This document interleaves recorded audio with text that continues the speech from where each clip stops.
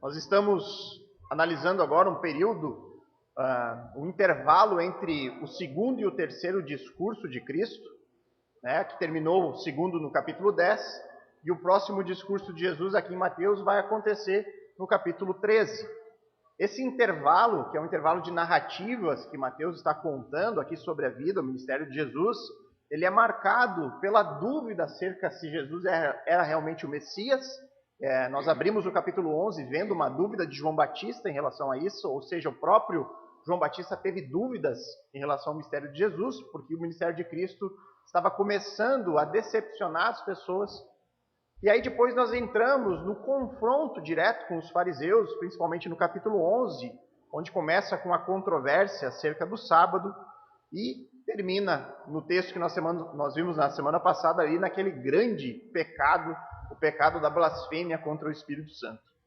Nós vamos agora ver esse momento onde Mateus ele dá uma pausa no confronto e introduz um texto de ensino de Jesus, uma espécie de parábola ou de ilustração, e depois ele vai retomar esse confronto a partir dos versos 38, né? Então a oposição ela começou com os fariseus acusando Jesus de romper o sábado, não cumprir a exigência da lei em relação a isso, seus discípulos de Jesus.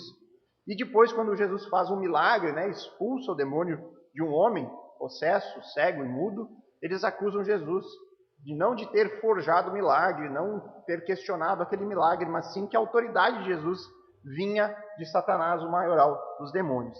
Então agora Mateus pausa esse confronto, introduz um ensino aqui de Cristo sobre árvores e frutos, e é esse ensino entregue por Cristo, a sua importância para nós hoje é que veremos essa noite. Então vamos fazer a leitura de Mateus 12, versos 33 a 37.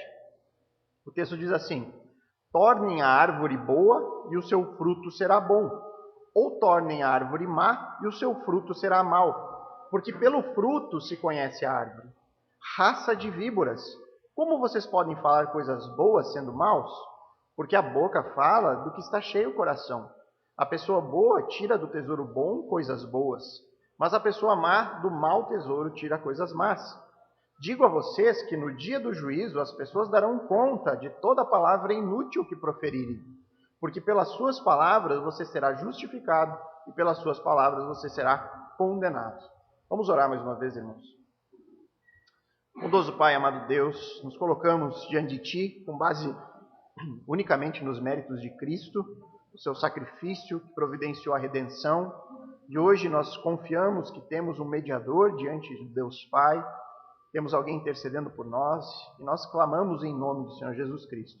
Clamamos para que o Senhor nos dê o Teu Santo Espírito, que o Senhor nos conceda, Deus, o entendimento do texto bíblico, que o Teu Espírito fale aos nossos corações e que nos instrua na verdade, porque sabemos que nós precisamos da iluminação do Espírito para entender a palavra de Deus. Não adianta o quanto somos sábios, o quanto buscamos ser intelectuais, de nada disso importa quando nós entramos diante do texto sagrado. Nós precisamos do Espírito Santo, de Cristo com misericórdia, nos concedendo entendimento, nos concedendo graça, nos concedendo, Pai, que a gente possa viver de acordo com tudo isso. Nos ajuda aqui essa noite, Pai, que os nossos corações não permaneçam endurecidos à Tua palavra. É o que te pedimos em nome de Cristo. Amém. Irmãos, o meu propósito aqui essa noite é refletir sobre esse ensino de Cristo dentro do seu contexto. Isso é muito importante, irmãos. É um erro muito grande nós analisarmos um texto isolado, fora de tudo aquilo que foi escrito ao redor dele, no livro e também diante da Bíblia toda. É importante que a gente entenda o porquê de Mateus ter introduzido esse texto neste momento, para que aí sim a gente possa fazer aplicações pertinentes a nós, mas que façam sentido dentro da intenção autoral. E nisso nós veremos que o fruto de uma árvore revela, segundo Jesus, a qualidade do seu interior. Nós veremos que o fruto também revela o destino eterno de uma árvore. E o meu desejo e oração é que a gente possa meditar nisso e extrair os ensinos importantes e relevantes a nós hoje. que nós possamos meditar sobre verdades espirituais contidas no ensino de Cristo e que isso nos conduza, que seja a palavra que nos leve a confiar nele, a depositar toda a nossa fé que Jesus é de fato o nosso Senhor e Deus. Que a palavra de Deus faça o seu trabalho com o poder do Espírito, rompendo a rebelião no nosso coração. É isso que eu desejo e espero essa noite. A primeira informação, irmãos, que é realmente importante aqui, que a gente pode extrair do texto sobre árvores e frutos, é que uma árvore, segundo Jesus, é conhecida pelo seu fruto. Verso 33, ele diz ali: tornem a árvore boa e o seu fruto será bom, ou tornem a árvore má e o seu fruto será mau, porque pelo fruto se conhece a árvore. Eu estou usando aqui, irmãos, nas exposições de Mateus, a versão chamada Nova Almeida Atualizada, tá? Essa versão que eu acabei de ler, na minha opinião, ela pode transmitir uma ideia equivocada sobre as árvores e os seus frutos. Quando o texto traz desta forma, tornem a árvore boa ou tornem a árvore má, fica a impressão que nós podemos mudar de alguma forma a natureza da árvore. E neste caso, eu entendo que outras traduções se saíram melhor. Até mesmo a ARA, que é a versão anterior a essa, né? A Nova Almeida é uma atualização da antiga ARA. Mas eu vejo que a NVI, a Nova Versão Internacional, ou a NVT, a Nova Versão Transformadora, elas passam muito melhor a ideia do texto no seu sentido original. E eu vou ler essas duas traduções para você desse versículo. A NVI diz assim: considerem, ela coloca 2 pontos, considerem isso. Uma árvore boa dá fruto bom, e uma árvore ruim dá fruto ruim, pois uma árvore é conhecida pelo seu fruto. A NVT traz assim: uma árvore é identificada pelos seus frutos. Se a árvore é boa, os frutos serão bons. Se a árvore é ruim, os frutos serão ruins. A ideia que a NAA, né, traz, tornem a árvore. Parece que a gente pode fazer algo para fazer a árvore ficar boa. Já nessas versões fica bem claro. Ela diz: olhem para a árvore. Uma árvore boa dará fruto bom. Uma árvore ruim dará fruto ruim. É isso que a gente tem que fazer. Observar a árvore e identificar se ela é boa ou má. Então essa ilustração que Jesus está ensinando, onde ele está aqui utilizando, né, elementos da natureza para explicar verdades espirituais, isso é muito comum no ensino de Cristo. Várias parábolas são exatamente isso, né? Jesus pega coisas do cotidiano para explicar questões espirituais. Nós vamos entrar no capítulo 13, logo mais, onde nós veremos várias parábolas, né, várias ilustrações, Jesus usando elementos naturais para falar sobre o reino, né, o reino de Deus. E aqui ele argumenta, em relação às árvores, que nós não temos o poder de mudar a natureza delas. Uma árvore dará os seus frutos sempre de acordo com a sua natureza. Não há como fugir disso. Nós podemos perceber que não existe grandes dificuldades de entender essa ilustração, ao menos nesse primeiro versículo. Talvez a maior dificuldade para nós seja as limitações que as traduções trazem a nós em relação ao texto original. Mas fora isso, é bem simples o que ele está dizendo, né? Considerem, olhem para uma árvore, né? Se uma árvore é boa, o seu fruto vai ser bom. Se a árvore é ruim, o fruto é ruim. Apenas isso. Agora, o interessante disso aqui é quando nós olhamos para esse texto à luz do contexto. À luz de onde Mateus posicionou em seu evangelho esse ensinamento de Jesus. Não sei se vocês lembram, mas diversas vezes eu já citei que Mateus ele não faz um relato cronológico de eventos. Ele não está trazendo aqui passo da vida de Jesus, do seu nascimento até sua morte, de maneira exata, conforme aconteceu na história. Não. Mateus ele faz um relato lógico. Ele pensa muito bem antes de colocar cada um dos textos. Ele sabe a mensagem que ele quer transmitir. E observem, irmãos, se nós pegarmos os relatos paralelos desse mesmo texto nos outros evangelhos, quando eles ocorrem, o texto anterior, por exemplo, que nós vimos do confronto de Jesus com os fariseus, né, aquele confronto onde os fariseus cometem o pecado imperdoável, né, da blasfêmia, que nós já vimos nas 2 últimas semanas. Lucas relatou aquele evento no capítulo 11 do seu evangelho. O confronto, a blasfêmia, no capítulo 11. Já o texto que nós estamos vendo agora, nós vamos encontrar em Lucas no capítulo 6, bem antes do confronto. Já Marcos nem cita. Ele nem cita essa porção aqui de ensino. Então, o que isso é importante para nós? Porque, em primeiro lugar, não vai alterar o ensino em si, tá? Não vai alterar o conteúdo, mas reforça a mensagem que Mateus quer transmitir. Qual ideia ele quer passar? E aí nós somos levados a pensar, se Mateus posicionou esse ensino de Jesus no meio do confronto com os fariseus, por qual motivo será ele faz isso? Por que ele dá essa pausa aqui, né, na narrativa dos eventos, para falar que Jesus está ensinando sobre árvores e frutos? Por que será que ele quer nos fazer pensar sobre essas árvores e esses frutos? Levando em conta que é um momento de grande tensão, nós vimos ali o confronto, né? O fariseu acusando, daqui a pouco Jesus parte para o ataque, e aí ele termina com a blasfêmia contra o Espírito, e aí Mateus quebra essa tensão e introduz ali um jardim com as suas árvores e frutos. Claramente, irmãos, Mateus quer nos fazer pensar sobre essas árvores. Quer nos fazer pensar sobre esses frutos de maneira distinta. Ele quer que os seus leitores possam julgar duas árvores e que eles possam identificar qual delas é a má e qual é a boa. E que árvores são essas que Mateus quer nos levar a pensar? De acordo com o contexto de Mateus, essas árvores são Jesus e os fariseus. É isso que ele quer nos levar a pensar.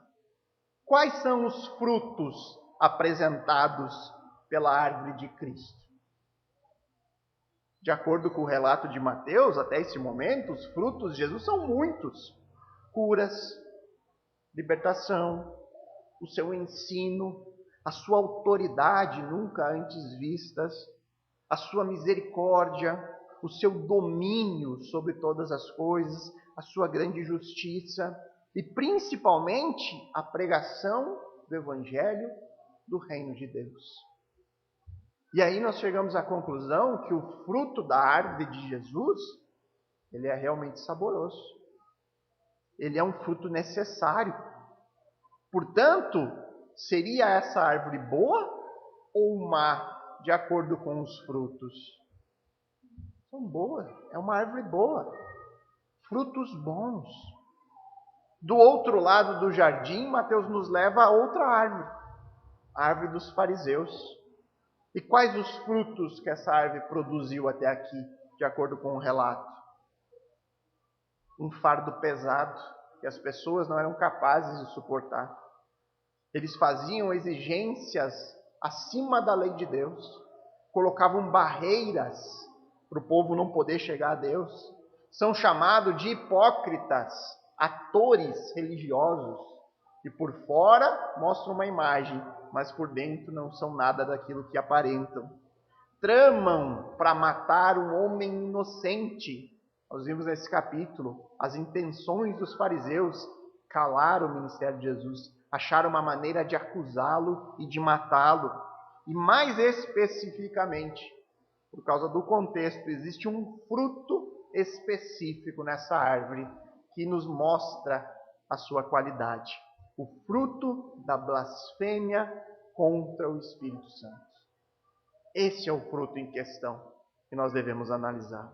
Uma árvore é identificada por seus frutos. Se a árvore é boa, os frutos vão ser bons. Se a árvore é ruim, os frutos serão ruins. Mateus quer que os seus leitores se posicionem. Essa é a intenção dele aqui. Ele quer que quando alguém leia o seu relato no Evangelho, neste momento específico do capítulo 12, que ele possa ter condições de ficar de um dos lados. Que não haja chance de ficar no meio termo. Você vai chegar até aqui, diante das árvores dos frutos, e você vai ter que ficar ou do lado de Cristo ou do lado dos fariseus. Ou você apoiará a acusação destes homens contra Cristo, Ou você defenderá Cristo, dizendo, não, essa árvore é boa. Olha os frutos dessa árvore. Nós precisamos julgar aqui. Qual é a árvore boa nessa história? Entre essas duas árvores, qual é aquela que eu gostaria de ter no meu jardim? A árvore de Jesus ou dos fariseus? Para nos ajudar, irmãos, a Bíblia nos ensina que Jesus é a árvore da vida. Aquela árvore pela qual, se nós nos alimentarmos dos seus frutos, nós teremos vida eterna. Somente Ele, Jesus, produz esse fruto. Somente Ele é digno de ser seguido e de ser buscado com todas as nossas forças. Irmãos, o cristão, ele não deve seguir pessoas. Ou ao menos não deveria seguir pessoas. E quando eu falo de seguir pessoas, eu quero deixar claro, para não ter confusão, que eu falo em seguir palavras e ensinamentos. Eu não estou falando de relacionamento. Que na igreja cristã, a própria igreja ela é constituída com pastores e mestres. Consequentemente, uma pessoa ensina a outra e você vai estar se relacionando e seguindo uma pessoa. A diferença é que um pastor cristão não ensina as suas próprias palavras. Ele ensina, ele transmite algo que não vem dele mesmo, mas vem de Cristo, aquele que é o bom pastor e o verdadeiro mestre. E é nesse ponto, irmãos, que nós devemos pensar e querer estar em um lugar onde pastores e mestres ensinem unicamente a palavra de Deus. Estar numa igreja onde o texto bíblico é lido e explicado. Porque o que ocorre na maioria das vezes, irmãos, falando das igrejas evangélicas, nem entrando nas outras, é que um pastor, ele fala aquilo que pensa, e aí ele introduz versículos isolados para dar base ao seu próprio pensamento. A palavra em si não é explicada, não é exposta. As pessoas são expostas ao pensamento do homem pastor ali. E neste caso, as pessoas que estão em lugares assim, elas não estão seguindo a Cristo. Elas estão assim, seguindo aquele homem que está ali na frente, conduzindo o ensino. É simples assim, irmãos. Sem falar que em muitos casos, infelizmente, não seria nem necessário você ter que ouvir uma exposição, uma pregação, para verificar se aquela exposição é fiel ao texto ou não. Porque se nós levássemos em conta a orientação desse texto aqui, nós já poderíamos estar, de certa forma, salvos em alguns casos. Porque aqui nós temos uma aplicação importante, que ao observar o fruto, você já consegue determinar se uma árvore é boa ou é má. E hoje no meio evangélico está cheio de gente, pastores que são amantes de dinheiro. Está cheio de pastores envolvidos em escândalos de moralidade, divorciados, ou em segundo, terceiro, ou até mais casamentos. Como que você vai esperar receber um bom fruto de uma árvore assim? Eu não estou dizendo que pastores são santos e perfeitos, longe disso. Mas há um critério a ser avaliado e julgado. Há um critério bíblico bem forte estabelecido acerca das qualidades e características de um pastor. Como esperar receber alimento bom vindo de uma árvore que está cheia de fruto podre? Seria como a gente esperar ouvir uma pregação fiel do evangelho da boca do fariseu. Como se fosse esperar que esses homens aqui, que são acusados de blasfêmia contra o Espírito, pudessem anunciar de maneira clara o evangelho às nações. Não tem como. Mas há também aqui uma aplicação para cada um de nós. Porque normalmente nós somos rápidos em julgar o fruto dos outros. Estamos sempre prontos. Mas seria proveitoso se nós olhássemos para os frutos que estão caindo aos nossos pés. Que fruto eu tenho produzido? Será que eu seria considerada considerado uma árvore boa ou uma árvore má, de acordo com a palavra de Deus? Porque, mais uma vez, a Bíblia não nos dá uma terceira opção. Ela não nos dá aqui uma árvore intermediária. E com o tempo ela dá fruto bom, às vezes dá ruim. Não. Ela apresenta uma árvore boa e uma árvore má. Da mesma forma que ela apresenta um caminho estreito e um caminho que é largo. Da mesma forma que ela diz que há uma família de Deus ou a família de Satanás. Não há uma terceira. Ou seja, ou a nossa árvore será boa ou será má. Portanto, olhe para o chão. Quais frutos estão caindo aos seus pés? E por que é importante fazer essa reflexão pessoal? O segundo ponto aqui vai nos ajudar a entender isso. Porque o fruto revela o interior da árvore. Verso 34 e 35. Raça de víboras, como vocês podem falar coisas boas sendo maus? Porque a boca fala do que está cheio o coração. A pessoa boa tira do tesouro bom coisas boas, mas a pessoa má do mau tesouro tira coisas más. Essa expressão raça de víboras já foi utilizada, aqui eu já expliquei bem ela, lá no capítulo 3 por João Batista. João Batista chama esses mesmos religiosos de raça de víboras. Jesus, em outras oportunidades, ele fala essa mesma expressão para se referir a esses religiosos presentes aqui no meio do povo. Esse era um insulto bastante pesado naquela época. O filhote da víbora, quando eles nasciam, eles comiam a própria mãe de dentro para fora. É isso que era uma víbora. E por que esse animal age desta forma, comendo a própria mãe quando nasce? Por quê? Porque será que ele era mau? Ele age assim porque faz parte da sua natureza. É da natureza da víbora fazer isso. E é isso que Jesus está dizendo para esses homens. A atitude de vocês, neste pecado imperdoável, é correspondente à sua própria natureza. Está de acordo com ela. Como vocês podem falar coisas boas sendo maus? Eu não esperava nada diferente, é como se Jesus dissesse.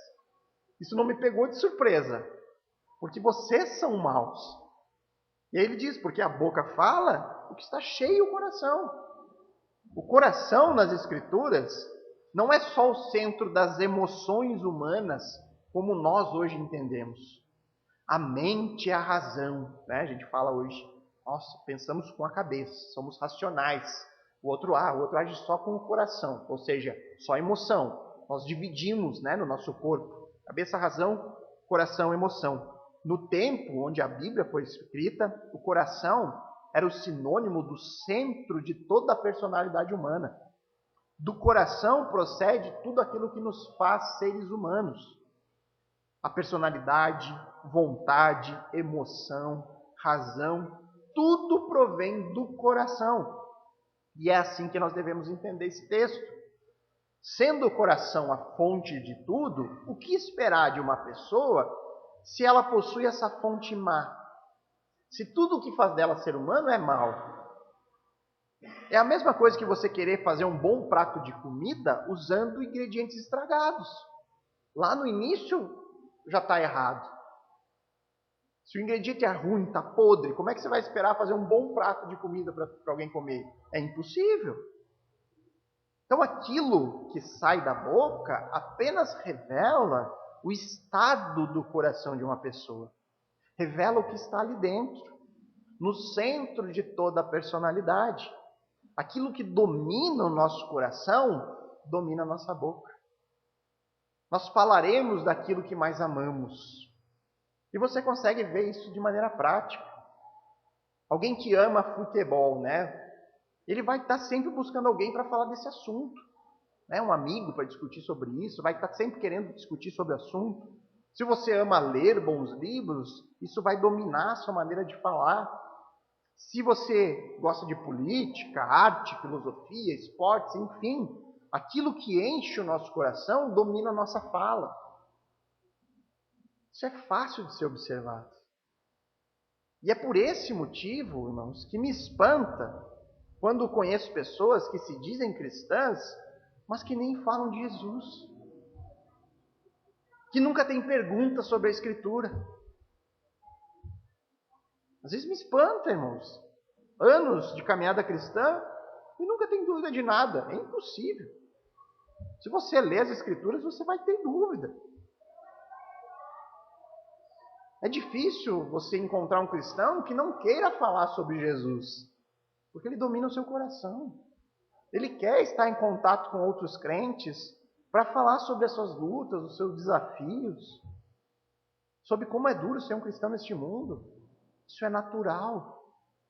Por que é natural? Porque o coração foi mudado. Está aqui dentro, está gritando. A boca fala do que está cheio o coração. A ideia disso aqui, irmãos, do texto, é que o coração da pessoa é como um cofre.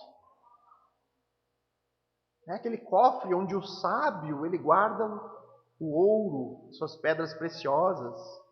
Então a pessoa vai extrair desse tesouro que ele tem guardado ali dentro, nesse cofre do coração. Então não adianta a gente querer guardar nesse cofre uma pedra e achar que amanhã vai tirar ouro dali. Se você se alimenta o seu coração com coisa ruim, você não espere que no outro dia vai se transformar em coisas boas. A pessoa boa tira do tesouro bom coisas boas, mas a pessoa má, do mau tesouro, tira coisas más. Agora é importante sempre não perdermos o contexto de vista aqui. Mateus ele coloca aqui essa pequena parábola imediatamente depois dos fariseus cometerem o pecado imperdoável da blasfêmia.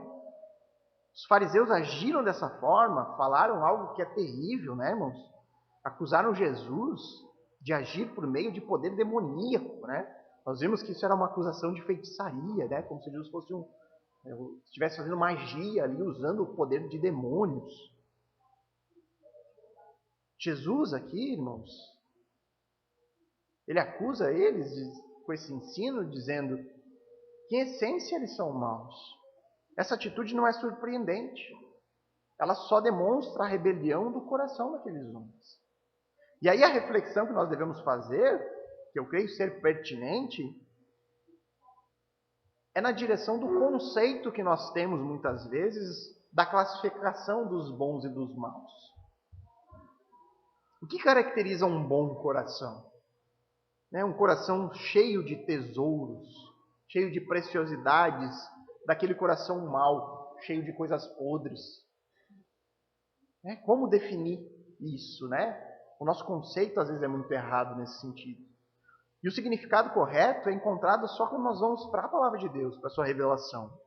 E eu digo isso, irmãos, porque nós hoje, nós olhamos para o alvo aqui desse adjetivo, raça de víboras, nós olhamos para os fariseus hoje e nós consideramos esses homens completamente maus. Nós temos repulsa deles, temos nojo desses homens. Não há dúvida para nós, os leitores modernos do Novo Testamento, de que esses são os piores homens que poderiam ter existido naquele tempo. Só que esses fariseus, aos olhos do povo daquele tempo, eles eram homens bons. Eles eram os religiosos. Eles eram o modelo a ser seguido por qualquer judeu do seu tempo. O povo esperava encontrar no coração de um fariseu só bons tesouros. Da mesma forma que nós hoje podemos olhar para certas pessoas ou grupos de pessoas e achar que eles são bons, quando biblicamente falando não o são. E isso ocorre, irmãos, porque o nosso conceito de bom e de mal, o conceito que nós temos sobre isso é muitas vezes superficial ou extraído longe das Escrituras. Dentro de um contexto cultural, sobre bom e mal, pode ter certeza que nós vamos encontrar dentro de templos espíritas, macumbaria, até em romarias, pessoas consideradas boas. Que nós vamos dizer que são boas pessoas. Por quê? Porque o nosso conceito de bom e de mal, muitas vezes é formado na cultura ou fora das Escrituras. E qual seria então o conceito bíblico?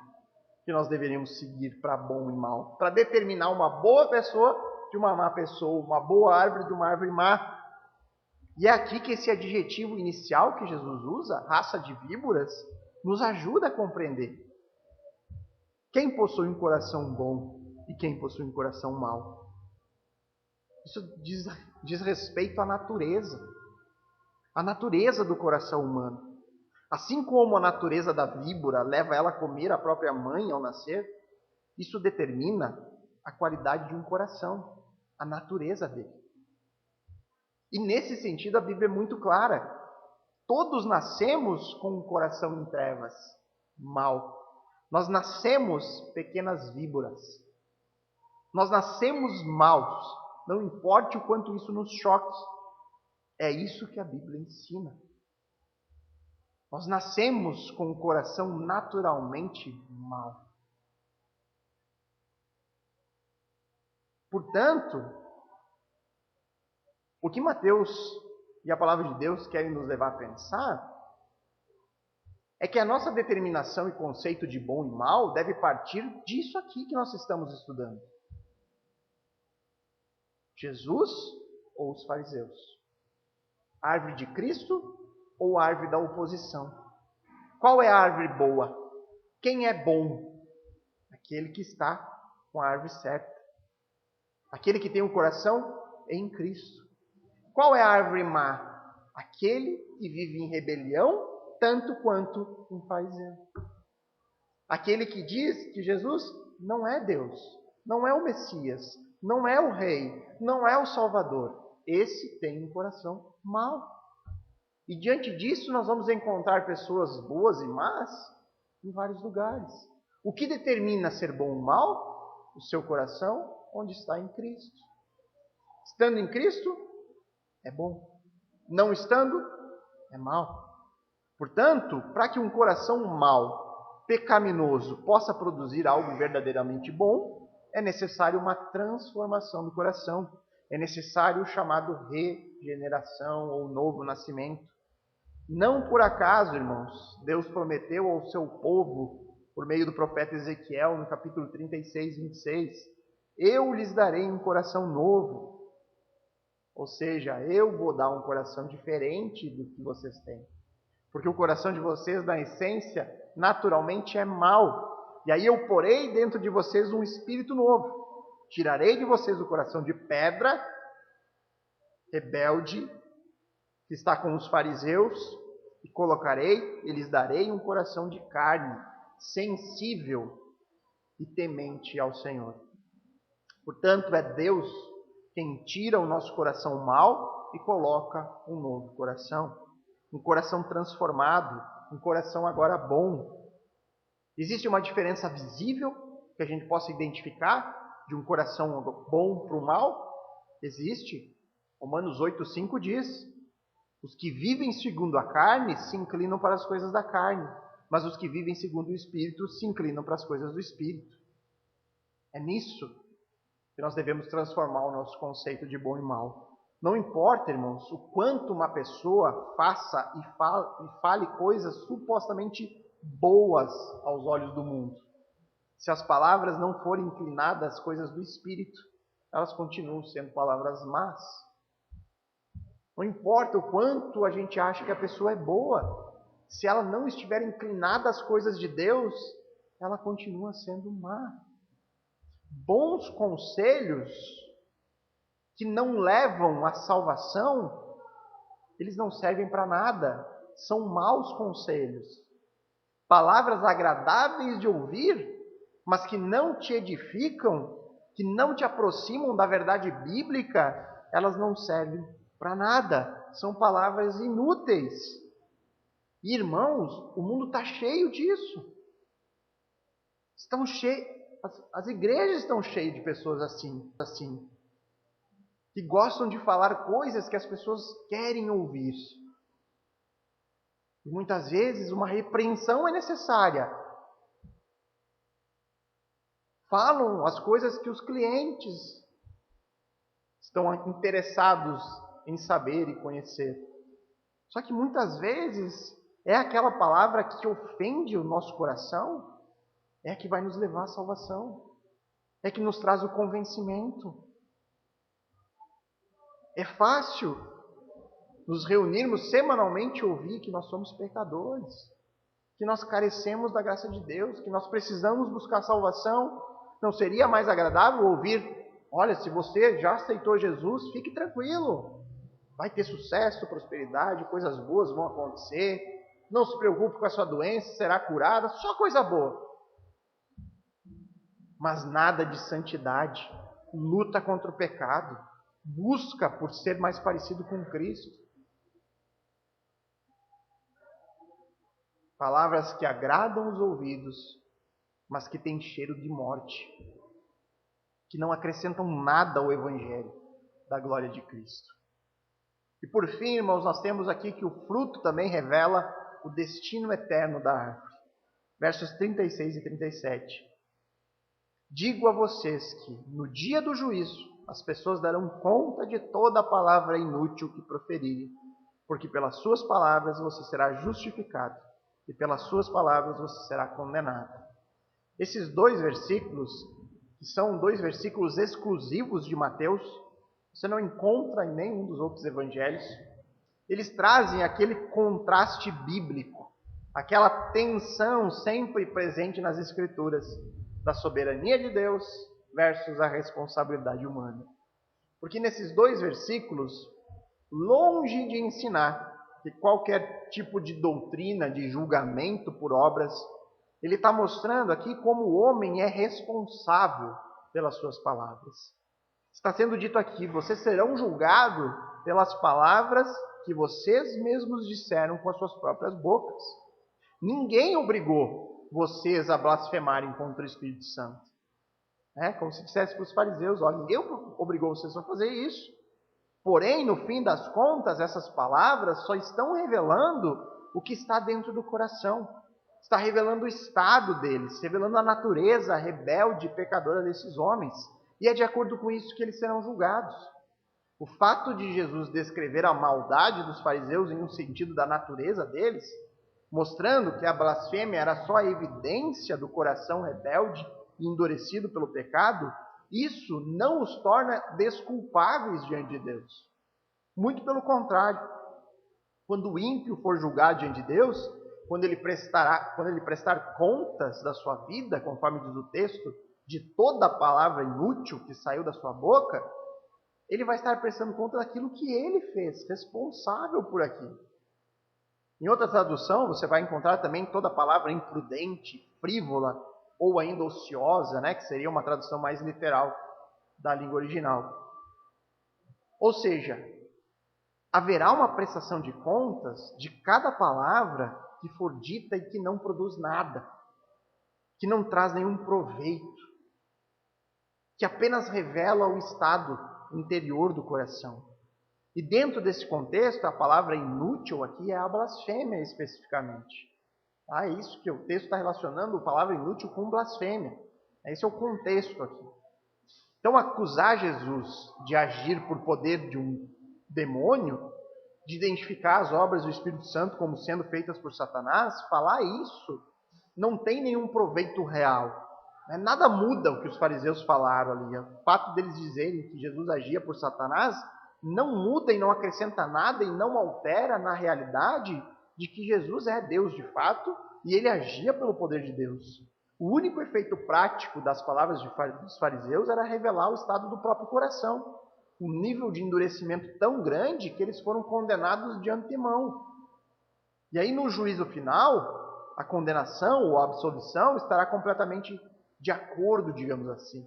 Você será absolvido ou condenado em conformidade, em harmonia com a sua própria vida. Ou seja, as palavras de vocês durante a vida denunciam se o coração foi regenerado ou se ele continua em trevas e rebelião. O julgamento desses fariseus, que vai acontecer no juízo final, vai estar de acordo com a blasfêmia que eles cometeram. Não vai ter dúvidas disso. Ele não vai poder dizer: não, mas eu não quis dizer isso. Foi a natureza do meu coração. Não. Eles saberão que foram condenados justamente. E mais uma vez, irmãos, reforçando, A Bíblia afirma que a salvação é unicamente pela graça, por meio da fé, né? Efésios 2:8. Porque pela graça sois salvos, mediante a fé. Isso não vem de vós, é dom de Deus, não de obra para que ninguém se glorie. E palavras são obras. Mas as palavras não nos justificam. Das palavras, nós só temos evidências. Evidências que são importantes, eu diria até que são necessárias, que demonstram se uma pessoa é ou não alcançada pela graça regeneradora e transformadora de Deus, por meio do Espírito. O fruto da nossa vida hoje revela o nosso destino eterno. As palavras produzem uma evidência importante de qual família eu e você pertencemos. E é possível nós percebermos a importância deste tema ao longo do Novo Testamento. Nós temos nas exortações de Paulo aos Efésios, no capítulo 4, onde Paulo trata o assunto da santidade. Ele diz no verso 29, não saia da vossa boca nenhuma palavra torpe ou suja, mas unicamente a que for boa para edificação, conforme a necessidade, e assim transmita a graça aos que ouvem. E aí você vê a semelhança do ensino de Jesus. Paulo orientando os crentes sobre o cuidado com as palavras. Da nossa boca tem que sair só coisas que visam edificação, que visa acrescentar na vida do outro.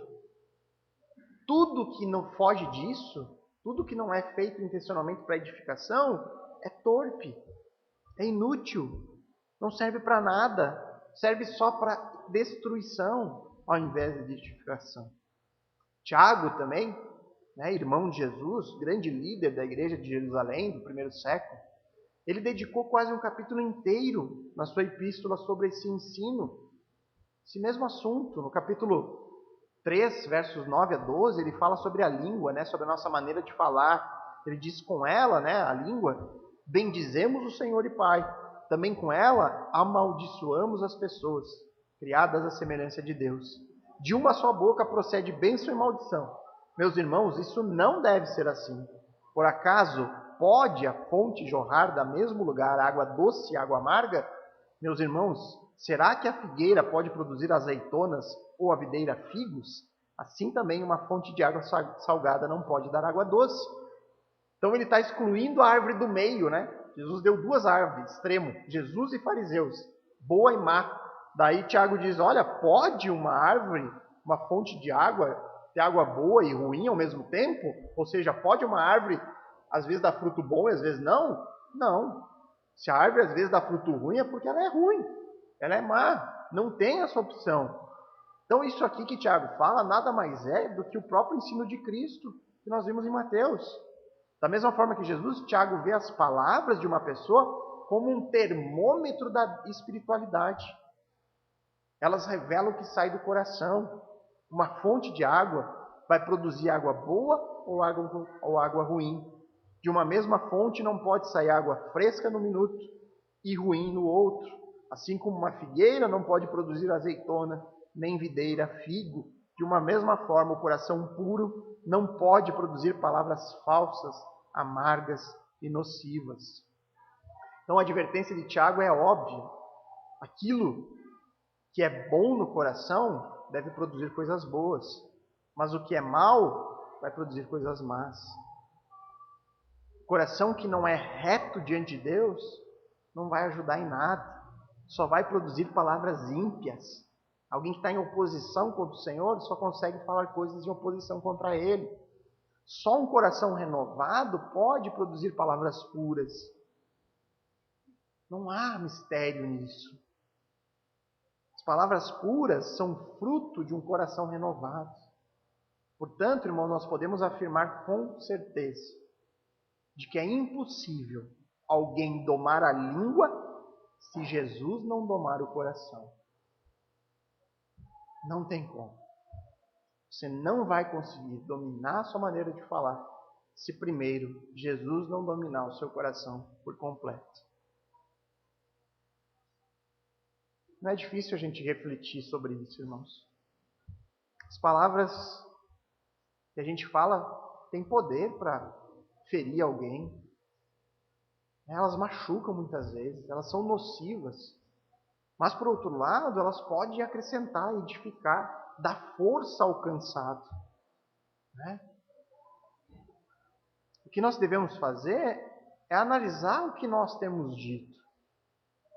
Será que a nossa língua tem sido um instrumento para desencorajar, para desestimular, para ridicularizar, para tirar sarro, para destruir? Será que a gente é daqueles que fica fazendo fofoca, com ódio, falando coisas obscenas, piadinhas sem sentido, palavras que não refletem a glória de Cristo, blasfêmia, vingança, inveja? Será que isso domina a nossa fala? Mas nem vamos muito em extremo.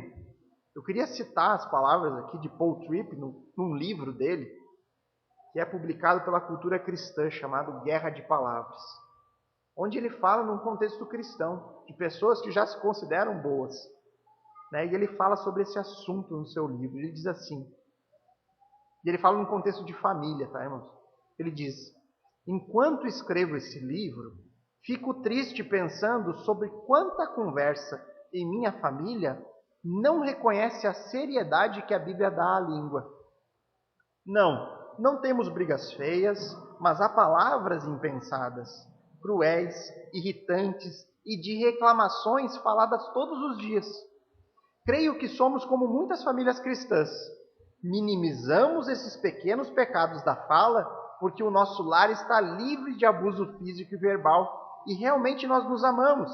Ou seja, ele reconhecia, que às vezes não tem um cuidado ideal em relação à fala, simplesmente porque na família não há questões de violência, brigas ou coisas mais absurdas. Então, a gente acaba perdendo um pouco do cuidado e da seriedade com que deveríamos ter.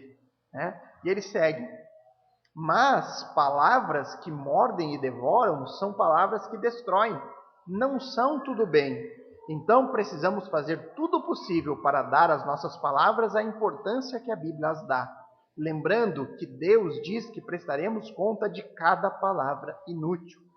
Peça a Deus que peneire as palavras da sua família, especialmente ao redor da mesa, no carro, naqueles momentos de confraternização.